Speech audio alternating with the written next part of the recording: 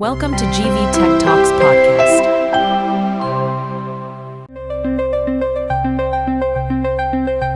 ఈరోజు మనం జీవశాస్త్రంలో అత్యంత అద్భుతమైన ప్రయాణాలలో ఒకదాని గురించి లోతుగా చర్చిద్దాం. అంటే ఒకే ఒక కణం నుండి పూర్తి మానవ జీవితం ఎలా ఏర్పడుతుందనే దాని గురించి. మన చేతిలో ఉన్న ఈ జీవశాస్త్ర పాఠ్యపుస్తకం ఒక మ్యాప్ లాంటిది. ఈ మ్యాప్ను ఉపయోగించి ఆ ప్రయాణంలోని కీలకమైన మజిలీలను ఛేదిద్దాం. ప్రత్యేకంగా స్త్రీ ప్రత్యుత్పత్తి వ్యవస్థ నిర్మాణంపై దృష్టి పెడదాం. చాలా మంచి పోలిక. ఇది నిజంగా ఒక ప్రయాణమే. మనం తరచుగా ఫలితాన్ని చూస్తాం, కానీ ఆ ఫలితం వెనుక ఉన్న ప్రక్రియ, ఆ వ్యవస్థ యొక్క రూపకల్పన అమోఘం. ఈరోజు మన చర్చలో ఆ వ్యవస్థలోని ఒక్కో భాగాన్ని, అవి ఒకదానితో ఒకటి ఎంత ఖచ్చితత్వంతో పనిచేస్తాయో పరిశీలిద్దాం. ఇది కేవలం జీవశాస్త్రం కాదు, ఒక అద్భుతమైన ఇంజనీరింగ్ డిజైన్. సరే, ఆ డిజైన్ను విడమర్చి చూద్దాం. ఈ ప్రయాణం ఎక్కడ మొదలవుతుంది? ఆధారం ప్రకారం కథానాయిక అండం, దాని పుట్టిల్లు అండాశయాలు. వాటితోనే మొదలు పెడదామా? తప్పకుండా. అండాశయాలు అనేవి పొత్తికడుపులో ఉండే రెండు చిన్న, బాదం గింజ ఆకారంలో ఉండే నిర్మాణాలు. వీటిని అండాల ఫ్యాక్టరీ అనడం కంటే అండాల ఖజానా అనడం సరైనది. జీవితకాలానికి సరిపడా అండాలు అపరిపక్వ రూపంలో ఈ అండాశయాలలో నిల్వ చేయబడి ఉంటాయి. హో! అంటే కొత్తగా అండాలు తయారవ్వవు, ఉన్నవే పరిపక్వం చెందుతాయన్నమాట. ఇది ఆసక్తికరంగా ఉంది. మరి ఈ అండాలు ఎలా భద్రపరచబడతాయి? పాఠ్యపుస్తకంలో గ్రాఫియన్ పుటికలు అనే పదం వాడారు. వినడానికి కొంచెం క్లిష్టంగా ఉంది. దాన్ని సులభంగా అర్థం చేసుకుందాం. ప్రతి అపరిపక్వ అండాన్ని రక్షిస్తూ, పోషిస్తూ, దాని చుట్టూ కొన్ని కణాలు ఒక చిన్న బుడగలా ఏర్పడతాయి. ఈ బుడగలాంటి నిర్మాణమే పుటిక లేదా ఫాలికల్. సరే. యవ్వనం వచ్చాక ప్రతి నెలా కొన్ని పుటికలు పెరగడం మొదలుపెడతాయి. కాని సాధారణంగా ఒక్కటి మాత్రమే పూర్తిగా పెరిగి గ్రాఫియన్ పుటికగా మారుతుంది. ఇది ఆ అండానికి ఒక వ్యక్తిగత నర్సరీ లాంటిది. ఒక నర్సరీ బాంది. ఆ నర్సరీలో అండం పూర్తిగా పెరిగాక ఏం జరుగుతుంది? దాని ప్రయాణం మొదలయ్యేది ఇక్కడేనా? ఖచ్చితంగా. అండం పరిపక్వత చెందినప్పుడు ఆ గ్రాఫియన్ పుటిక అండాశయం యొక్క ఉపరితలం వైపు కదులుతుంది. అక్కడ అది పగిలిపోతుంది. ఆ పీడనానికి అండం బయటకు విడుదలవుతుంది. ఓ!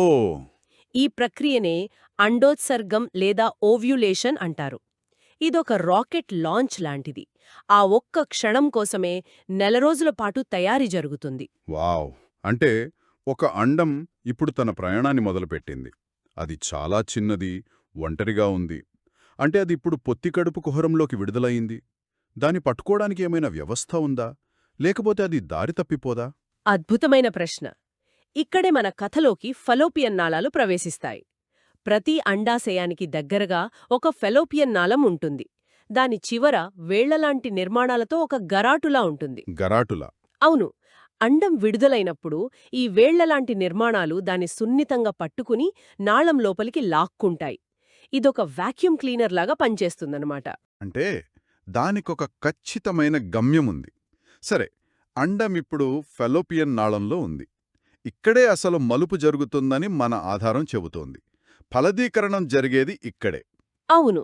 ఇది ప్రయాణంలో అత్యంత కీలకమైన మజిలీ. శుక్రకణాలు అందుబాటులో ఉంటే అవి యోని, గర్భాశయం గుండా ప్రయాణించి ఫలోపియన్ నాళంలోకి చేరుకుంటాయి. లక్షలాది శుక్రకణాలు ఈ పరుగు పందెంలో పాల్గొన్నా సాధారణంగా ఒక్కటి మాత్రమే.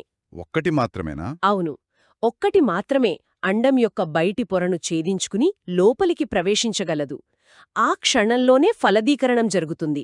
అప్పుడు సంయుక్త బీజం లేదా జైగోట్ ఏర్పడుతుంది.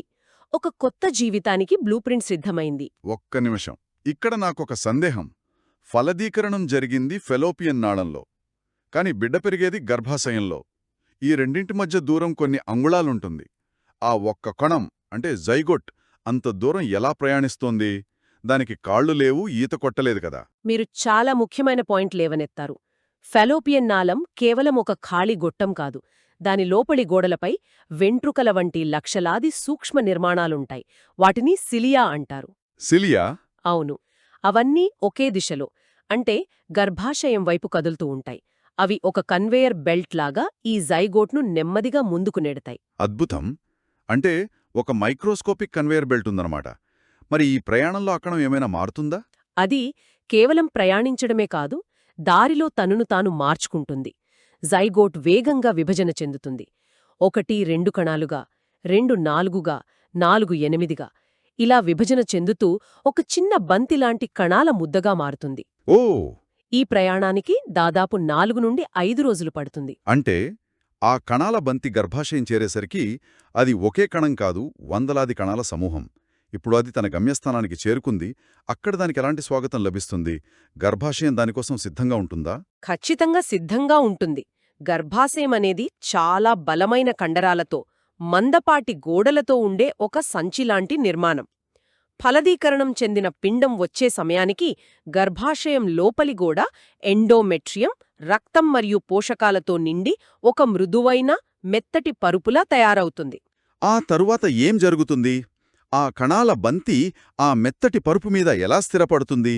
ఈ ప్రక్రియనే ఇంప్లాంటేషన్ అంటారని చదివాను. అవును, ఆ కణాల ముద్ద ఇప్పుడు బ్లాస్టోసిస్ట్ దశలో ఉంటుంది. గర్భాశయ గోడకు అతుక్కుని నెమ్మదిగా దానిలోకి చొచ్చుకుపోతుంది. ఒక విత్తనం మట్టిలో పాతుకుపోయినట్టుగా. సరిగ్గా అలాగే. ఈ ప్రక్రియనే పిండ ప్రతిస్థాపన లేదా ఇంప్లాంటేషన్ అంటారు. ఇక్కడితో ఆ పిండం యొక్క ప్రయాణం ముగిసి పెరుగుదల అనే కొత్త అధ్యాయం మొదలవుతుంది. మనం మాట్లాడుకుంటున్న ఈ ప్రక్రియలన్నీ అండం విడుదల, ప్రయాణం, ఫలదీకరణం, ప్రతిస్థాపన అంతా ఒక ఖచ్చితమైన టైం టేబుల్ ప్రకారం జరగాలి కదా. కొన్ని గంటలు లేదా రోజులు ఆలస్యమైనా మొత్తం విఫలమవుతుంది. ఆలోచిస్తుంటేనే ఆశ్చర్యంగా ఉంది.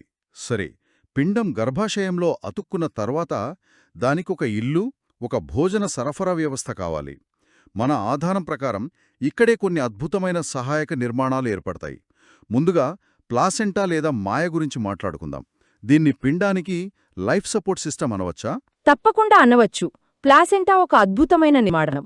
ఇక్కడ ఆశ్చర్యకరమైన విషయమేమిటంటే ఈ ప్లాసెంటా కేవలం తల్లి శరీరంలో భాగం కాదు. అవునా? అవును, అటు బిడ్డ నుండి పెరిగే కణజాలం అంటే జరాయువు, ఇటు తల్లి గర్భాశయ కణజాలం రెండూ కలిసి నిర్మించిన ఒక తాత్కాలిక అవయవం. ఇదొక జాయింట్ వెంచర్ లాంటిది. ఒక తాత్కాలిక అవయవం అంటే గర్భధారణ సమయంలో మాత్రమే ఉండి తర్వాత మాయమవుతుంది.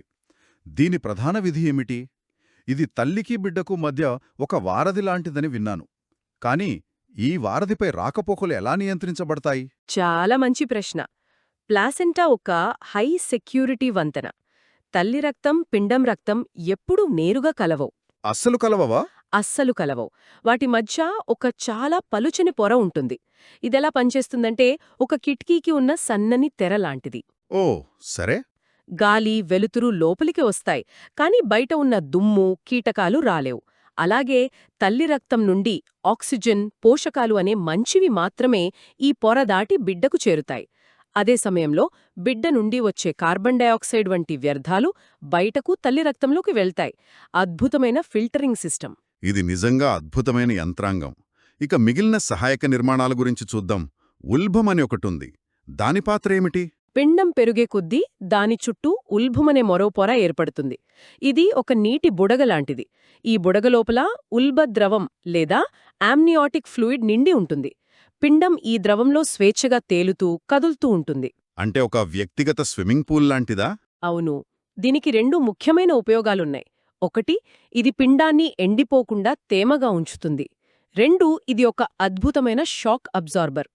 తల్లి నడిచిన చిన్న చిన్న కుదుపులకు లోనైనా ఆ ద్రవం పిండాన్ని సురక్షితంగా కాపాడుతుంది. అంటే ఒక personal temperature controlled shock proof water bed అన్నమాట. దాదాపుగా అంతే. ఇక చివరిగా అత్యంత ముఖ్యమైనది బొడ్డు తాడు. దీని గురించి మనందరికీ తెలుసు, కాని జీవశాస్త్రపరంగా దీని ప్రాముఖ్యతేమిటి? బొడ్డుతాడును పిండానికి జీవనాధారం లేదా లైఫ్ లైన్ అనవచ్చు. ఇది పిండాన్ని ప్లాసెంటాతో కలుపుతుంది. ఇందులో చాలా ముఖ్యమైన రక్తనాళాలుంటాయి. దీని ద్వారానే ప్లాసెంటా నుండి ఫిల్టర్ చేయబడిన ఆహార పదార్థాలు మరియు ఆక్సిజన్ తల్లి నుండి బిడ్డకు చేరుతాయి. అలాగే వ్యర్థాలు తిరిగి వెళ్తాయా? అవును, వ్యర్థాలు బిడ్డ నుండి ప్లాసెంటాకు తిరిగి వెళ్తాయి. ఇది ఒకే సమయంలో ఫుడ్ పైప్లైన్ మరియు డ్రైనేజ్ సిస్టమ్గా పనిచేస్తుంది. కాబట్టి దీన్ని మొత్తం కలిపి చూస్తే అండాశయంలోని ఒక చిన్న పుటికలో మొదలైన కథ ఫలోపియన్ నాళల్లో కీలక మలుపు తీసుకుని గర్భాశయంలో స్థిరపడి ఆ తర్వాత ప్లాసెంటా, ఉల్బం, బొడ్డుతాడు వంటి ఆధునాతన సహాయక వ్యవస్థల సహాయంతో ఒక పూర్తిస్థాయి శిశువుగా ఎదగడానికి సిద్ధమవుతుంది. ప్రతి దశ ఒకదానితో ఒకటి ఎంత అద్భుతంగా ముడిపడుందో కదా. అవును, ఈ వ్యవస్థలోని సమన్వయం మనల్ని నివ్వెరపరుస్తుంది. మనం ఈ ప్రక్రియలన్నింటినీ విడివిడిగా చూశాం, కాని ఆలోచించాల్సిన విషయం ఒకటుంది. ఏమిటది? ఫలదీకరణం చెందిన పిండం ఫాలోపియన్ నాళం నుండి ప్రయాణించి గర్భాశయానికి చేరేసరికి ఆ గర్భాశయ గోడ దాన్ని స్వీకరించడానికి ఖచ్చితంగా సరైన సమయంలో ఎలా సిద్ధంగా ఉంటుంది? నిజమే. ఆ గోడ మృదువుగా, రక్తంతో నిండి పిండ ప్రతిస్థాపనకు అనువుగా మారాలి. ఒకరోజు ముందు కాదు, ఒకరోజు తర్వాత కాదు, ఖచ్చితంగా అదే సమయానికి. అవును, ఇది ఎలా సాధ్యం? ఆ రెండింటి మధ్య కమ్యూనికేషన్ ఎలా జరుగుతుంది? ఈ ఖచ్చితమైన ఈ సమన్వయం వెనుక ఉన్నది హార్మోన్లు అనే రసాయన సంకేతాలు. అండం విడుదలైన తర్వాత అండాశయం నుండి, తర్వాత పిండం నుండే విడుదలయ్యే హార్మోన్లు గర్భాశయానికి సందేశాలు పంపుతాయి. మేమొస్తున్నాం, సిద్ధంగా ఉండండి అని. సరిగ్గా ఆ సందేశాలకు అనుగుణంగా గర్భాశయం తనను తాను సిద్ధం చేసుకుంటుంది. ఈ ఖచ్చితమైన సమయపాలన, ఈ రసాయన సంభాషణ మానవ శరీరం యొక్క అద్భుతమైన రూపకల్పనకు ఒక గొప్ప నిదర్శనం. ఇది కేవలం యాదృచ్ఛికంగా జరిగే ప్రక్రియల సమాహారం కాదు, ఒక అద్భుతంగా కొరియోగ్రాఫ్ చేయబడిన జీవన నాటకం.